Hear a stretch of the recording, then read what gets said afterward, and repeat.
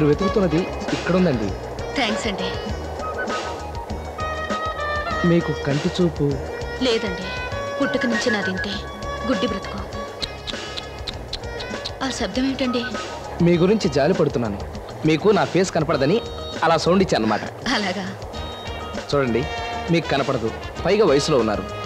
ఇలా ఒంటరిగా ప్రయాణం చేయడం ప్రమాదకరం కదా. ఒంటరితనం అలవాటైపోయిందండి. ఏది ఏమైనా మీరు చాలా ధైర్యస్తులండి. మీకు ఏదైనా సహాయం కావాలంటే నన్ను అడగండి, ఏమి మాట్లాడపడకండి. చాలా థ్యాంక్స్ అండి. ఓకే, మీరు పడుకోండి.